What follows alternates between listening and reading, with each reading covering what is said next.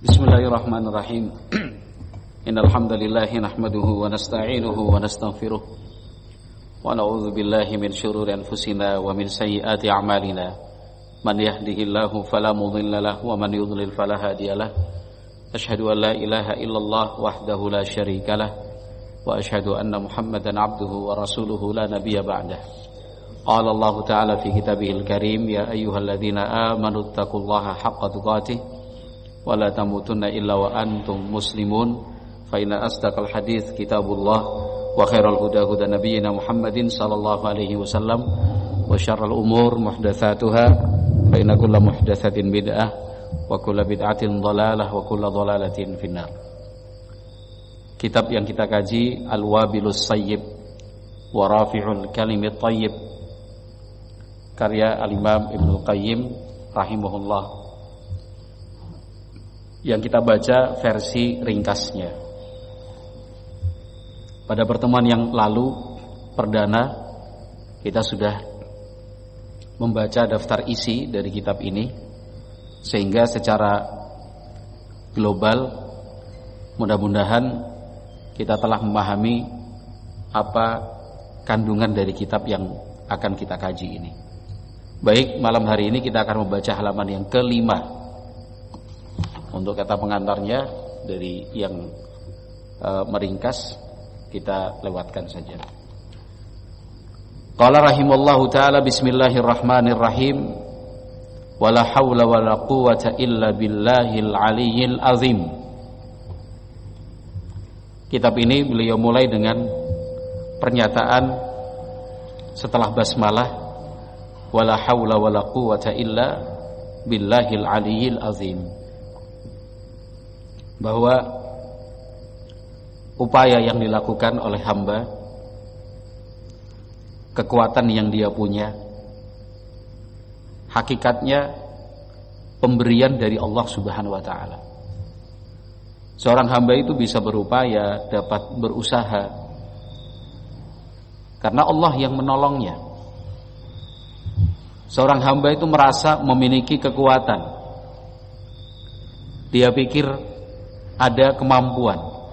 Benar, hamba punya kekuatan, memiliki kemampuan.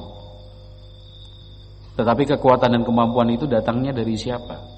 Dari Allah Azza wa Jalla, Zat yang maha tinggi lagi maha agung. Al-Imam Ibnu Qayyim rahimahullah memulai kitab ini dengan tentunya pengingat untuk beliau sendiri dan untuk kita yang membaca, bahwa nanti apa yang kita pelajari itu semua adalah karunia dari Allah Azza wa Jalla, ilmu yang bermanfaat. Qala rahimallah, Allah Subhanahu wa ta'ala al-mas'ulu.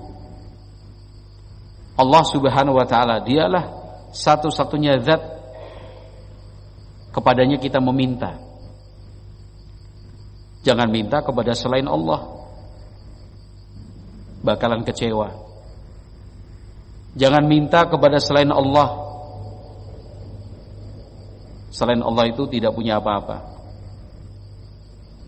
Mintalah kepada Zat yang maha perkasa, yang maha kaya. Bukan hanya perkasa, bukan hanya maha kaya. Allah Azza wa Jalla adalah Zat yang dermawan, yang selalu memberi. Al-marjuwu al-ijabata, dialah Allah Azza wa Jalla yang selalu kita harapkan memberikan ijabah, mengabulkan apa yang kita minta, mewujudkan apa yang kita inginkan. Seperti kata-kata bijak yang telah disebutkan Ibnu Qayyim di akhir kitab Uddatus Sabirin wa Dzakhiratus Syakirin, bahwa Allah Azza wa Jalla itu memberi untuk hamba sebelum ia meminta. Allah Subhanahu wa ta'ala mewujudkan apa yang diinginkan hamba lebih dari apa yang dia inginkan. Dan Allah Subhanahu wa ta'ala walaupun hambanya berbuat dosa, tetap saja memberi apa yang dia minta. Qala rahimullah an yatawallakum fid dunya wal akhirah. Al-Imam Ibnul Qayyim rahimahullah mendoakan kita semua, an yatawallakum, semoga Allah Subhanahu wa taala memberikan perlindungan, keselamatan, kebahagiaan, menjaga kalian, kita semua, fid dunya wal akhirat, di dunia maupun di akhirat. Karena cari selamat itu bukan cuma selamat di dunia saja. Cari selamat pun termasuk selamat di akhirat. Di dunia orang berusaha untuk mencari selamat dengan berbagai cara. Padahal kalaupun dia celaka, celakanya hanya di fisik saja. Tapi nyatanya banyak orang yang kurang peduli dengan keselamatannya di akhirat nanti. Padahal yang merasakan bukan fisik saja, tapi semuanya. Qala wa an yusbigha 'alaikum ni'amahu. Mudah-mudahan Allah Azza wa Jalla mengalirkan dan melimpahkan untuk kalian semua berbagai macam nikmat darinya, zahiratan wa batinatan. Nikmat yang zahir, nikmat yang batin. Wa an yaj'alakum, dan mudah-mudahan Allah Azza wa Jalla memilih dan menetapkan kalian semua, kita, mimman idza un'imallahu alaihi syakara, termasuk orang yang kalau Allah beri nikmat bersyukur. Wa idza btuliya sabar, diuji bersabar. Wa idza adznaba istaghfara, kalau dia berbuat dosa cepat-cepat dia memohon ampunan. Penjelasan ini itu kan dikutip dan dinukil oleh para ulama setelahnya, termasuk yang kita kenal selama ini oleh Imam Muhammad bin Abdul Wahhab rahimahullahu taala. Dalam kitab-kitabnya beliau mengingatkan hal ini, bahwa kunci dari kebahagiaan adalah bersyukur, bersabar, dan istighfar. Gak mungkin lepaskan dari 3 pilihan ini. Ada situasi Allah beri nikmat di situ, sikapnya bersyukur. Ada keadaan yang mengharuskan kita bersabar, karena itu ternyata adalah ujian. Dalam perjalanannya kita banyak kekurangan, kita melakukan kesalahan, istighfar yang dilakukan. Maka kata Imam Ibnul Qayyim, fa inna hadhil umur ats-tsalatsah, sungguh 3 hal ini, hiya unwanu sa'adatil abdi, ini adalah tanda dan jaminan hamba itu hidup bahagia. Wa alamatu falahih, 3 hal ini kalau diaplikasikan, bersyukur, bersabar, istighfar, itu sudah bisa dipastikan dia sukses fi dunyahu wa ukhrahu, dunianya sukses, akhiratnya pun sukses. Ya, kalau orang sudah punya 3 sikap ini, apalagi yang dia takutkan? Tidak ada yang dia takutkan, apalagi yang dia sedihkan. Bagaimana mau bersedih? Oh, dia selalu diantara pilihan syukur, sabar, dan istighfar. Dia tidak pernah berkecil hati, selalu optimis, berpikir positif, terpacu untuk memperbaiki diri, selalu berbenah, meningkatkan iman ke level yang lebih tinggi. Karena dia yakin, kalaupun salah, asalkan meminta ampun, diampuni. Karena dia tahu, sekalipun berdosa, dan memang manusia tidak bisa suci dari dosa, tidak bisa. Manusia itu harus mau tidak mau terjatuh dalam dosa, supaya merasakan betapa manisnya taubat, betapa menyejukkannya air mata penyesalan. Kalau tanpa dosa, bagaimana dia bisa merasakan manisnya taubat? Bagaimana dia bisa menangis bahagia karena menyesal? Kalau dia tidak berbuat salah, maka tidak ada dorongan untuk dia memperbaiki kesalahan dengan melakukan kebaikan-kebaikan. Yang penting melakukan dosa itu bukan karena disengaja, bukan karena sudah ada rencana, bukan kemudian mengulang-ulang dan terus-menerus pada kesalahan yang sama. Karena orang yang beriman itu jangan sampai masuk di dalam lubang yang sama 2 kali. Harus mengambil pelajaran. Mestinya ya, semakin waspada karena sudah punya pengalaman. Qala rahimahullah wala yanfakku 'abdun anha abadan. Selama-lamanya seorang hamba itu tidak bisa lepas dari hal ini. Enggak mungkin. Abadan, selamanya enggak mungkin. Artinya yang namanya manusia hidup di antara nikmat, hidup di tengah-tengah musibah, dan hidup tidak akan jauh dari perbuatan dosa. Maka pilihan yang tepat, kalau diberi nikmat bersyukur, tertimpa musibah bersabar, salah nggak usah membela diri, salah tidak usah melemparkan kesalahan itu pada orang lain, salah istighfar kepada Allah Azza wa Jalla. Jangan mentang-mentang karena yang disalahi itu anak sendiri, orang tua kemudian merasa tinggi hati untuk kemudian mengaku salah. Jangan karena yang disalahi itu murid atau santrinya, seorang guru atau ustadz dan ustadzahnya, merasa berat untuk menyatakan saya yang salah. Jangan karena merasa pintar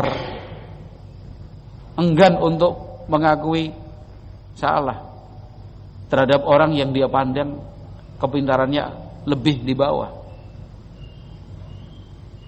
Fa innal abda, kata Ibnu Qayyim, sesungguhnya seorang hamba daimut taqallubi, itu selalu berputar, berpindah, bergerak baina hadhil atbaqi thalathati, di antara 3 corak kehidupan ini. Enggak mungkin enggak. Pokoknya antara nikmat, musibah, dosa, udah itu aja. Qala rahimahullah, al-awwal, yang pertama, ni'amun minallahi ta'ala tataradafu alaih. Berbagai macam nikmat yang berasal dari Allah Subhanahu wa ta'ala, tataradafu alaih, mengalir tiada putus, tercurah, tidak ada henti. Itu yang disebut tataradafu alaih. Nikmat itu terus Allah kasih. Faqaiduha asyukru, maka harus dirawat, mesti diikat supaya tidak lepas. Jangan kemudian lari, jangan hangus, jangan hilang menguap. Caranya asyukru, dengan mensyukurinya. Nikmat yang Allah beri, jika tidak dijaga akan hilang. Nikmat yang Allah beri, jika tidak dirawat akan diambil kembali oleh yang memberi, yaitu Allah Azza wa Jalla. Kenapa? Karena manusia tidak mampu merawat nikmat. Maka ketika ada sesuatu yang hilang dari diri kita, maka yang diperiksa pertama kali adalah diri sendiri. Bisakah dia menjaganya selama ini? Mampukah dia merawatnya? Kok sampai kemudian hilang? Jangan salahkan yang lain. Jangan sandarkan itu kepada selain dirinya. Sesuatu yang hilang dan lepas itu karena dia nggak bisa menjaga, itu sudah pasti itu. Pasti. Nah, supaya tidak hilang, agar tetap ada, faqaiduha asyukru. Harus diikat kuat-kuat dengan syukur supaya tidak lepas. Qala rahimahullah wa huwa mabniyun ala thalathati arkan. Bersyukur itu dibangun di atas 3 tiang utama. Bila syukur itu adalah sebuah bangunan, maka perlu 3 tiang utama. Yang pertama, al-i'tirafu biha batinan. Yang pertama, secara keyakinan dia harus mengakui bahwa nikmat itu datangnya dari Allah Subhanahu wa taala. Jangan lain di kata, lain di hati. Jangan dia bilang dan berucap alhamdulillah, ternyata yang tersembunyi bertolak belakang. Dia bilang alhamdulillah, segala puji bagi Allah, tapi ternyata yang dia sembunyikan di lapisan hati yang paling bawah, nikmat itu karena kehebatannya, nikmat itu karena pengalamannya, nikmat itu karena kepintarannya. Jangan begitu. Harus secara batin, hati yang penuh, jiwa yang utuh, yakin bahwa ya ini semua datangnya dari Allah Azza wa Jalla. Allah yang memberi. 1, 2, wa tahaddutsu biha zahiran. Itu harus dia nyatakan itu secara terang-terangan. Jangan merasa berat untuk berucap alhamdulillah. Apa sih beratnya mengucapkan alhamdulillah? Hanya sekian second, 0, detik mengucapkan alhamdulillah. Apa sih beratnya untuk mengatakan ini semua semata-mata karunia dari Allah? Apa sih beratnya mengucapkan seperti itu? Memangnya ketika mengatakan ini semua dari Allah, terus harga dirinya turun? Apa kemudian kehormatannya jatuh? Kalau dia mengatakan, oh ini semua dari Allah Subhanahu wa ta'ala, apa kemudian orang tidak akan percaya kepadanya? Kalau dia mengatakan alhamdulillah, ini semua Allah yang memberi, ya, semata-mata dari dia, bukan saya. Apa kemudian orang penilainya negatif? Ya gak mungkin lah. Justru naik derajatnya, semakin dia dihormati. Kenapa? Ya, dia menjauhkan diri dari sifat sombong. Qala rahimullah wa tasrifuha, ini yang ketiga, menggunakannya fi mardhati waliha wa musdiha wa mu'tiha. Nikmat itu dari siapa sih? Nikmat itu datangnya dari mana?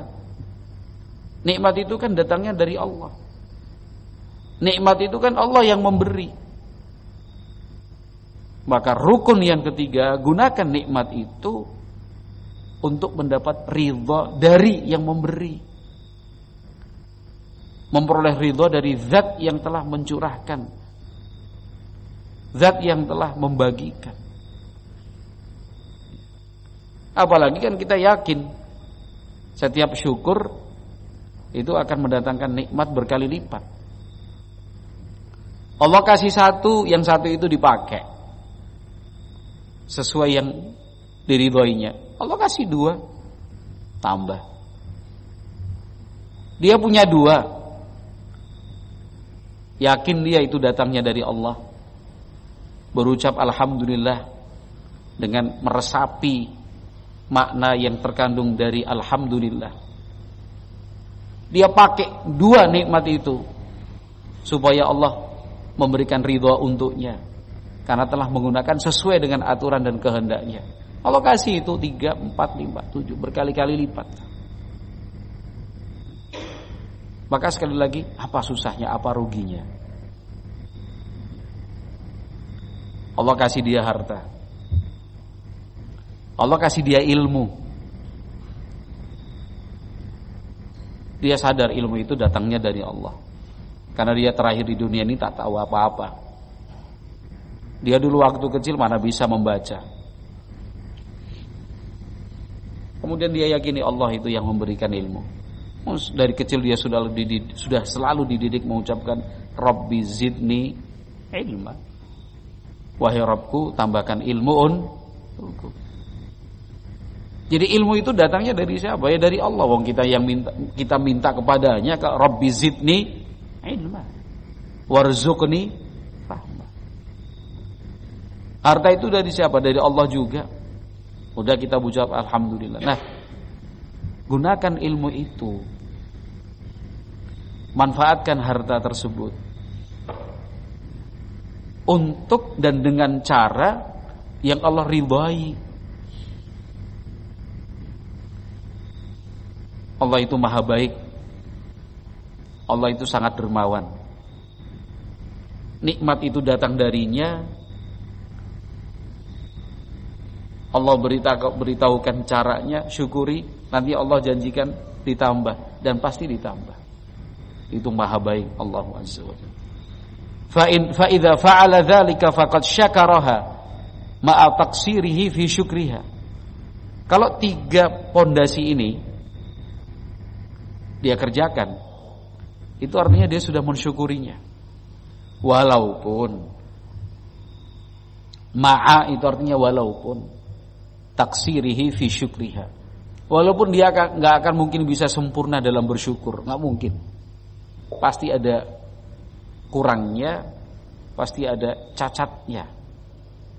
Ya. Namun Allah Azza wa Jalla Maha Pengampun, Maha Pemaaf. Yang penting hamba itu udah berusaha bersyukur, udah.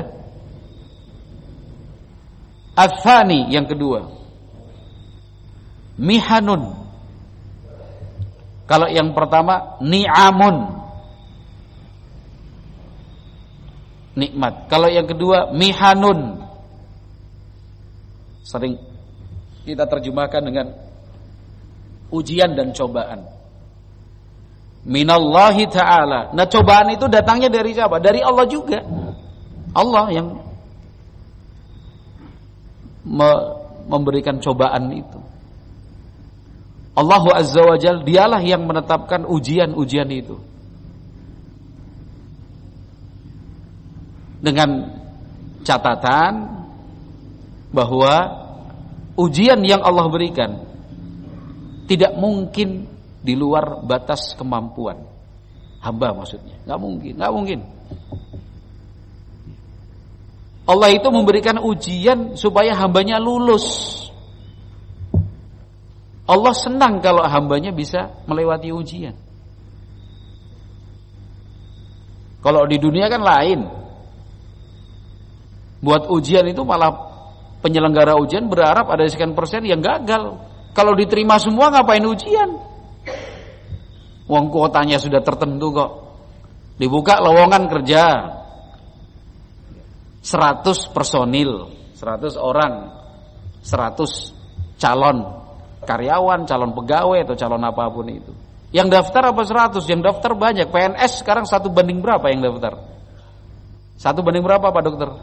1 banding 100. Itu nyun sewu, itu panitianya berharap semuanya lulus apa tetap ada yang gak lulus? Iya. Panitia itu dari awal buat ujian itu berharap gak lulus semua. Karena kalau lulus semua bingung nanti. Sing dipilih sing ndi. Kalau memang dari awal memang tidak lulus, enak tuh panitia, nggak ada beban moral gitu.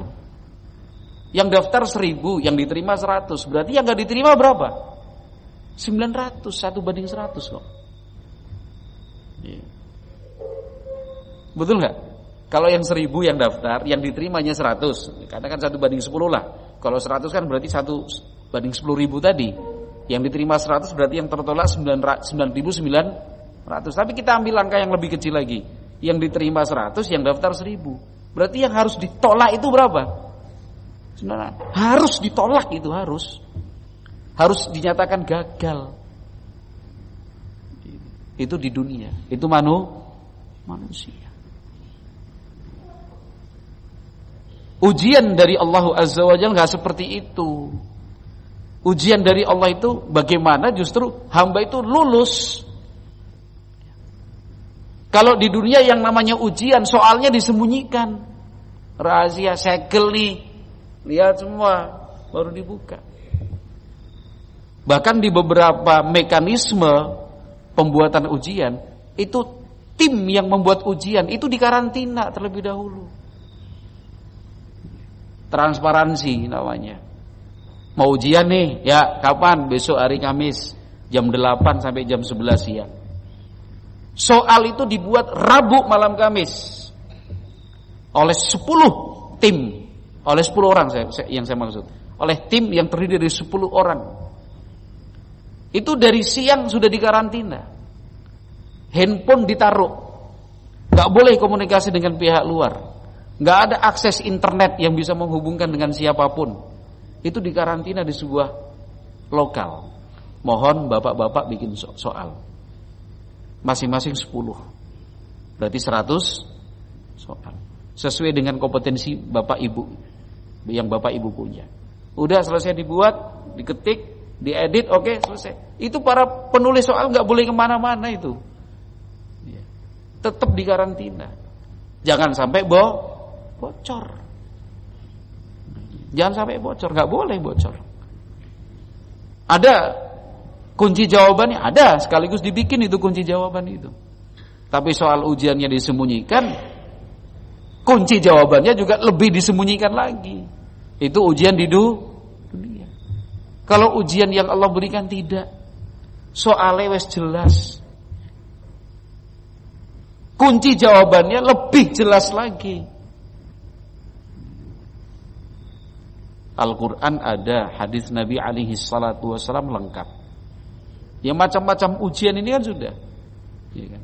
Walanabluwannakum, wah udah, sungguh loh. Walanabluwannakum bisyai'in min yang pertama apa?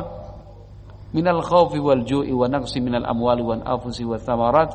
Dikasih kunci jawabannya, wa basyiris sabirin. Bukan cuma ini kunci jawabannya, wa basyiris sabirin. Diterangkan itu dengan rinci. As-sabirin itu siapa? Alladzina idza asabatuhum musibatun qalu inna lillahi wa inna ilaihi raji'un. Kasih contoh lagi. Tuh dulu Rasul begini, dulu Nabi begini. Nabi Nuh, Nabi Musa, Nabi Isa, Nabi Yusuf, Nabi Ibrahim. Lengkap itu dalam Al-Quran. Kasih contoh-contohnya. Bukan cuma contoh figur yang sudah mendapatkan ujian semacam itu. Bahkan setelah mereka lulus melewati ujian itu, apa sih yang mereka dapatkan? Lengkap itu. Maka kata Ibnul Qayyim rahimahullah, mihanun minallahi ta'ala yabtalihi biha. Ujian, berbagai ujian yang itu semua datangnya dari Allah untuk mengujinya. Kalau dalam kitab sebelumnya Uddatus Sabirin wa Dzakhiratus Syakirin, pada pembahasan yang terakhir sudah diingatkan Ibnul Qayyim rahimahullah, yang namanya ujian atau musibah itu adalah cara yang Allah pilih untuk memuliakan hamba. Karena dengan ujian-ujian itu hamba bisa ingat tentang kadar diri, supaya dia kembali kepada Allah Subhanahu wa taala. Itu untuk membersihkan dosa-dosanya. Itu anak tangga supaya naik derajat. Maka kata Ibnul Qayyim di sini, fa fardhuhu fiha as-sabru wat tasalli. Maka kewajiban hamba itu sabar. As-sabru wat tasalli. At-tasalli itu gembira, merasa terhibur. Artinya bagaimana caranya lah seorang hamba itu berpikir positif, sehingga sesuatu yang berat atau susah itu baginya malah terasa ringan dan mudah. Caranya, ya caranya dengan perbandingan dong. Sesuatu yang berat itu akan terasa ringan kalau dibandingkan dengan yang lebih berat. Sesuatu yang susah itu akan dirasa mudah kalau dibandingkan dengan yang lebih susah.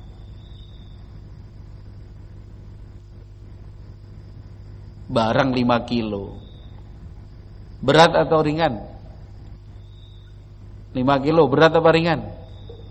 Ya tergantung dibandingin karo apa tuh. Kalau dibandingkan dengan beban 10 kilo, yang 5 kilo itu ringan atau berat? Ringan. Kalau dibandingkan dengan yang 1 ons, ojo 1 kilo, langsung aja 1 ons. Yang 5 kilo itu berat apa ringan? Berat. Ya seperti itulah kita memaknai musibah. Demikianlah kita harus menilai suatu ujian yang Allah berikan. Harus at-tasalli. Pokoknya bahasanya alhamdulillah. Walaupun mungkin di dalam hati, karena kalau dia ucapkan dengan lisan harus pilih-pilih tempat, harus pilih-pilih orang. Ojo sampai salah pilih orang, jangan sampai salah pilih tempat, orang tersinggung nanti. Paling tidak di dalam hati itu tadi keyakinan. Alhamdulillah, ini yang jero hati loh. Alhamdulillah, cik mending aku yo, gitu. Cik mending aku. Ada yang lebih susah dari saya. Udah gitu aja. Wes, itu namanya at-tasalli. Kudune susah, dadi nyenengke. Alhamdulillah. Wes. Itu namanya apa? At-tasalli. Dari tasliyatun itu hiburan. Jadi at-tasalli itu ya menghibur diri, justru membuat diri itu merasa senang. Ternyata aku urung ono apa-apane gitu. Itu kan cara yang digunakan oleh Nabi sallallahu alaihi wasallam. Sering juga kita baca itu sebelumnya dalam kitab Umdatus Shabirin dan kajian-kajian yang lain. Itu cara yang ditempuh oleh Nabi sallallahu alaihi wasallam. Nabi Muhammad sallallahu alaihi wasallam hijrah ke Madinah, dicaci, dimaki, dibenci, difitnah dan macam-macam itu. Apa yang dilakukan Nabi alaihi salatu wasallam? Nabi mengatakan di depan sahabat-sahabatnya, laqad uziya Musa aktsara min hadza fasabar. Yang diingat itu siapa? Nabi Musa alaihi salam. Itu yang namanya membandingkan dengan yang lebih berat. Dengan yang lebih, kalau Nabi Muhammad dalam hadis mengatakan uziya Musa aktsara min hadza. Aktsar itu dari kafir, artinya apa? Lebih sering. Artinya Nabi Muhammad itu mengajari kita kalau ada masalah berpikirnya ki urung apa-apa nih, cek mending. Masih sedikit ini. Ada yang lebih susah, ada yang lebih banyak, ada yang lebih sering. Influenza, pusing, batuk-batuk, pilek. Rugi piye akhirnya aku ra iso ngene, batal. Wes wae mumet dadak ngene wis spray. Ya kan kalau ajarannya Ibnu Qayyim rahimahullah yang itu diambil dari Al-Qur'an dan Sunnah kan tinggal ditanya, influenza terakhirmu kapan? Gitu. Sakitmu seperti ini tuh terakhir kapan? Kapan wis lali aku. Berarti ora sering loh.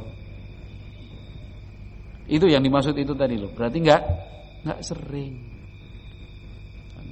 Coba bandingkan dengan si A, si B itu punya penyakit sinusitis namanya. Lurus ya dokter ya? Sinusitis. Napa? Tiap bulan kumat loh. Dokternya saya ngendika loh ini. Karena banyak teman-teman kita dok, ustadz-ustadz kita juga, itu yang belajar lama di Timur Tengah terutama di Yaman, itu pulang ke Indonesia bawa oleh-oleh sinusitis itu. Karena di sana berdebu, kering, panas, ya. Itu banyak yang pulang bawa sinusitis. Jadi kalau misalkan ada ustadz, ya, dan ada beberapa ustadz kita itu, sholat subuh itu jarang berjamaah di rumah. Kenapa? Punya sinusitis. Gak bisa kita berprasangka buruk kemudian menuduh ini menuduh itu. Ustadz ora tau sholat subuh ning masjid ki piye to? Tapi kalau misalkan seorang dokter sus, kita sampaikan, dok, ustadz itu punya sinusitis. Oh ya paham, sinusitis. Kalau kita orang yang normal kan, Mosok meng mergo ngono kuwi yo ora iso salat subuh. Arep dia arep tak dongake ben penyakite padha piye ora wani ya kan. Ben ngrasake dhewe kan enggak. Itu orang kalau kena sinusitis itu kan sakitnya luar biasa. Ya. Itu sujud itu pening kepala bisa ambruk loh. Kalau pas ruku atau sujud bisa ambruk itu. Kenapa? Karena orang yang kena sinusitis itu kena dingin sedikit. Ya, begitu Dok ya. Karena saya punya beberapa teman satu angkatan begitu Dok. Beberapa ustadz kita yang senior juga sama. Kot-kotnya bisa. Itu pun kalau dipaksa itu harus pakai sorban diikat di hidung begini nih subuh. Apalagi musim hujan seperti ini, berat sekali. Jadi kalau ada orang diuji oleh Allah dengan influence tadi, ya kan, kemudian pilek dan segala macam, yuk sambat, mengeluh, itu tinggal kita ajak, terakhir kapan? Kapan ya? Wis lali aku misalnya. Oh masih mending, ya kan, burung ono apa-apa nih.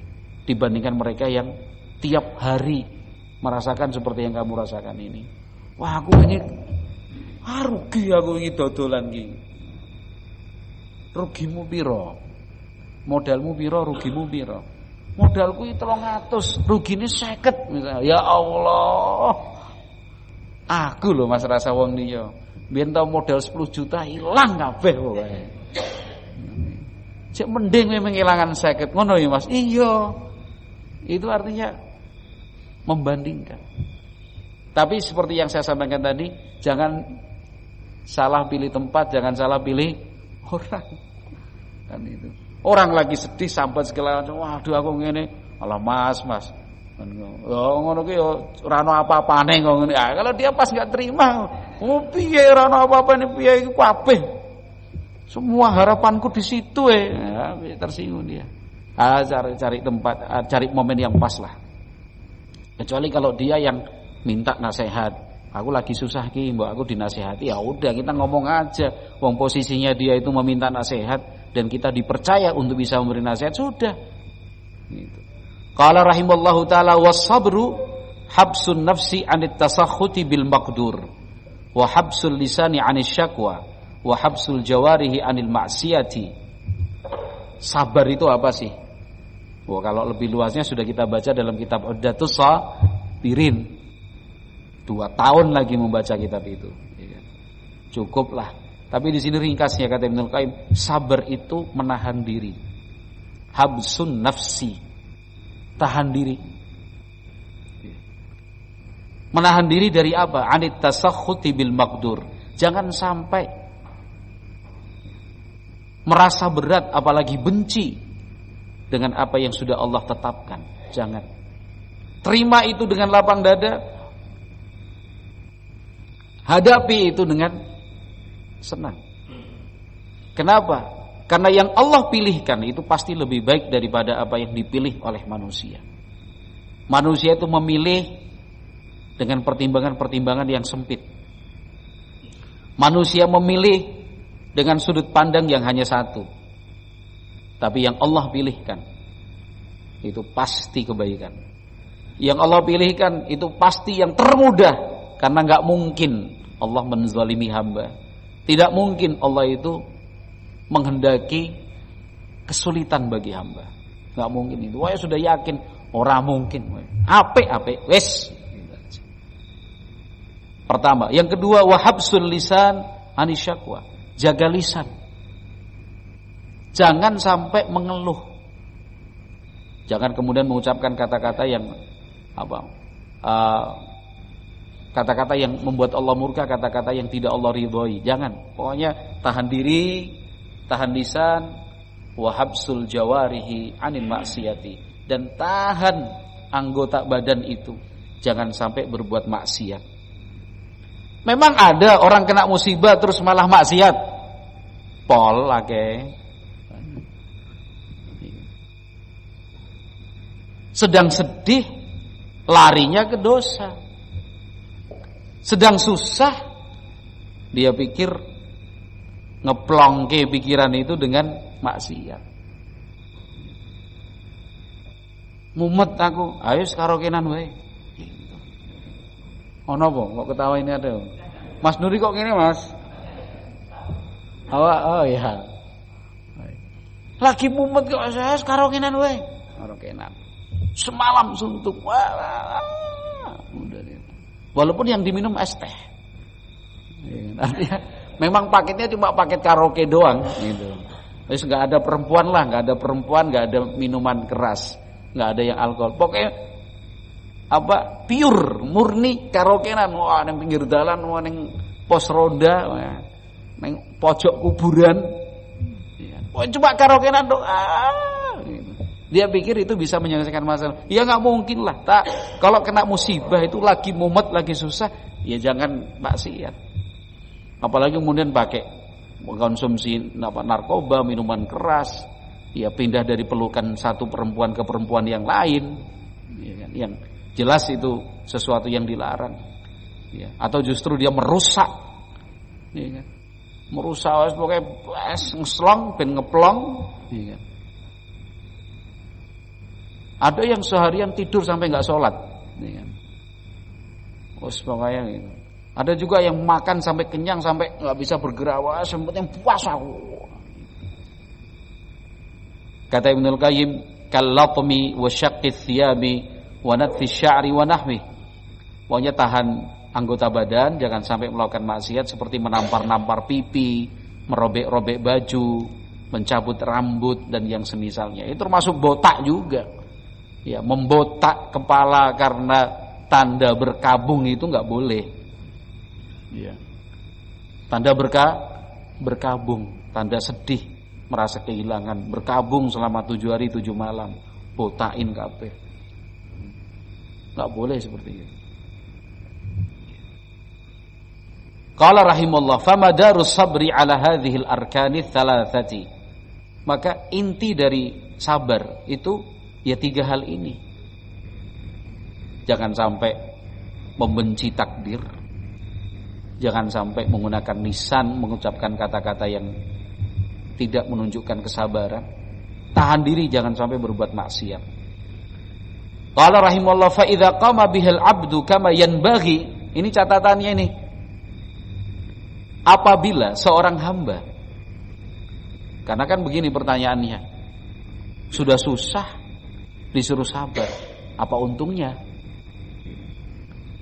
Kena musibah kok malah aturannya ketat seperti ini. Apa manfaatnya?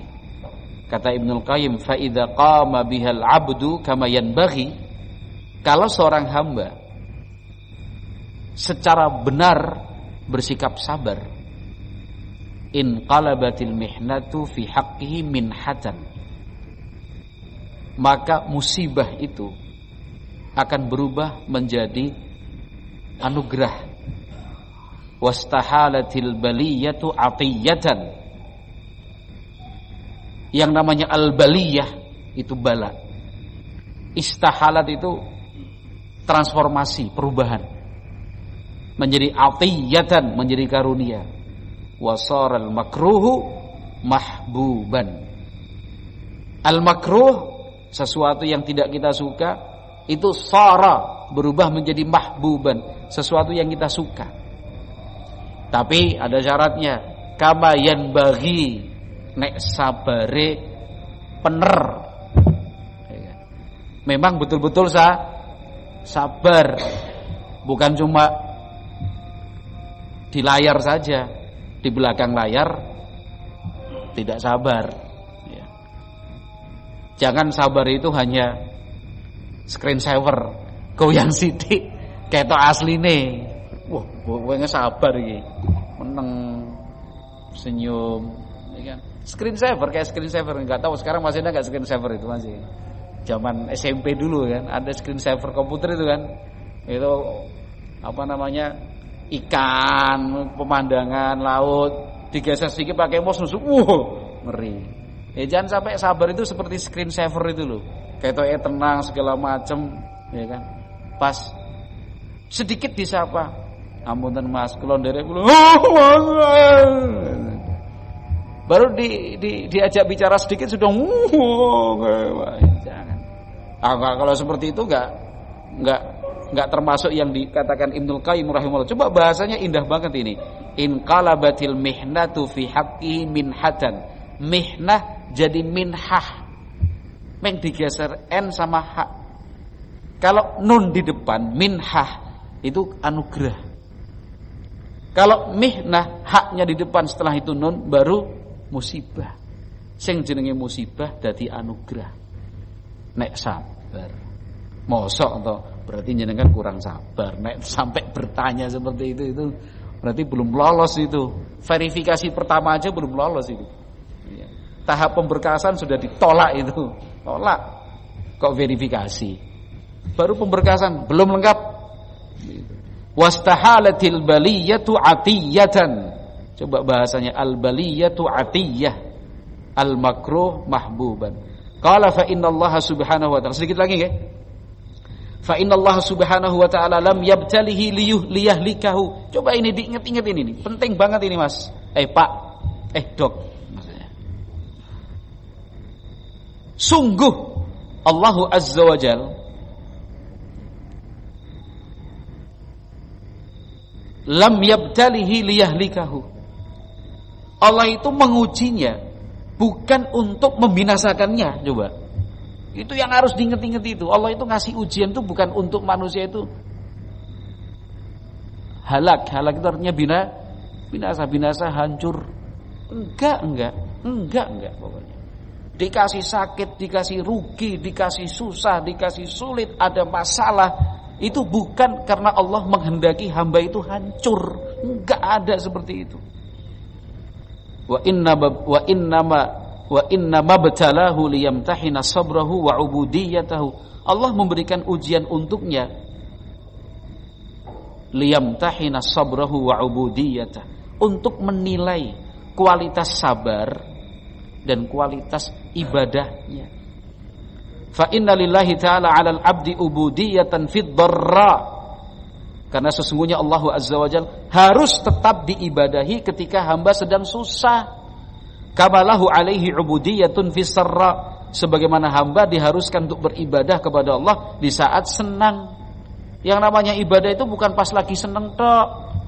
Tapi nek pas susah ya juga tetap ibadah. Sebaliknya juga jangan ditukar. Nek lagi susah, Masya Allah. Nek lagi senang, lupa diri. Walahu alaihi ubudiyatun fima yakrahu kama lahu ubudiyatun fima yuhibbu. Allah itu harus diibadahi dalam hal-hal yang hamba benci, sebagaimana dia harus tetap beribadah untuk hal-hal yang disukai. Yang namanya ibadah itu pilih-pilih, itu bukan kembali ke manusia. Wah, nek kuwi cocok, wah nek iki ora. Nek iki aku seneng, wah kayak aku ora seneng.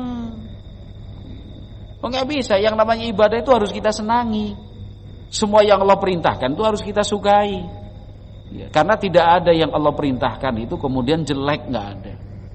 Jadi jangan subjektif milih-milih. Wah, nek kayak aku siap, nek kayak kata penak nek ibadah koyo ngene cocok aku ki. Nek ibadah wah ra iso. Gitu. Kalau ini gimana? Wah, menguntungkan ini. Semangat aku. Nek ngene wah rugi aku. Enggak ada seperti itu. Wa aktsarul khalqi yu'tuna al-ubudiyyata fima yuhibbun. Kata Ibnu Qayyim, kebanyakan orang beribadah itu hanya dalam hal-hal yang dia suka saja. Pas lagi orang cocok, ora. Begitu. Wah, itu banyak sekali contohnya. Iya kan? Banyak sekali contohnya. Misalkan yang paling dekat aja lah, sholat. Iya kan? Sholat itu waktu ya ora pas, nanggung katanya. Gitu. Saiki asar jam 3 kurang seperempat. Iya kan? Le mandek nyambut gawe 3:30, nanggung. Wah, nek ngene ra iso aku iki. Padahal kan bisa disiasati itu. Mulai kerjanya dimajukan. Supaya jam 3 kurang seperempat sudah bisa berhenti. Kalau dia masuk jam 8, ini udah dipercepat aja, jam 7:15 sudah mulai kerja, jam 7 udah berangkat sampai lokasi kerja, persiapan jam 7 lebih 1/4 kerja dia. Nanti jam 3 kurang 1/4 sudah bisa pulang. Qala wasya'nu fi i'ta'il 'ubudiyyati fil makarih. Padahal intinya dan penentunya bagaimana dia bisa tetap beribadah dalam situasi dan kondisi yang dia sendiri nggak suka, nggak cocok pokoknya. Wah, angel nih ini. Makanya banyak orang memilih tokoh agama yang sekiranya bisa memberikan jawaban sesuai dengan yang diingin. Nah, milih-milih. Terus nanti, wah Ustaz kono ngomongin itu kok. Ngendikane kiai boleh. Milih-milih dia dikira-kira. Nah kira-kira jawabannya nggak pas, ya nggak dilaksanakan. Oh bukan ini nih, sana aja. Maka fafihi tafawatat maratibul ibad. Karena faktor inilah tingkatan hamba itu akhirnya berbeda-beda. Ada yang di atas, ada yang di tengah, ada yang paling bawah, ada yang nggak sampai naik tingkat. Qala wa bihasabihi kanat manaziluhum indallahi ta'ala. Tapi ingat, tingkatan di dunia itu nanti yang menentukan tingkatannya besok di akhirat. Semakin tinggi tingkat kesabarannya, maka semakin tinggi tingkatannya di surga. Dapat rumah dan istana, namanya istana apa? Dikasih ujian, hamba sabar. Besok di surga dikasih tempat tinggal, namanya istana apa Bu Zaid? Pak Eko? Apa? Allah perintahkan kepada malaikatnya. Jadi ada hamba diuji oleh Allah Azza wa Jalla, kehilangan yang dia cintai. Penafsirannya nanti macam-macam, ada anak, ada orang tua, ada mata, ada segala macam itu. Tapi dia kehilangan sesuatu yang sangat berharga baginya. Allah bertanya sama malaikat, dan Allah Maha mengetahui. Allah bertanya itu untuk menunjukkan ini loh, kepada kita semua. Allah bertanya sama malaikat, terus apa yang dikatakan hambaku?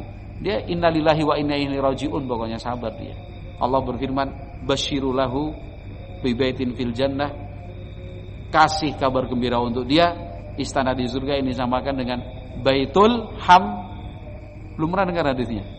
Baitul Hamdi, istana pujian, karena hamba selalu mengatakan alhamdulillah.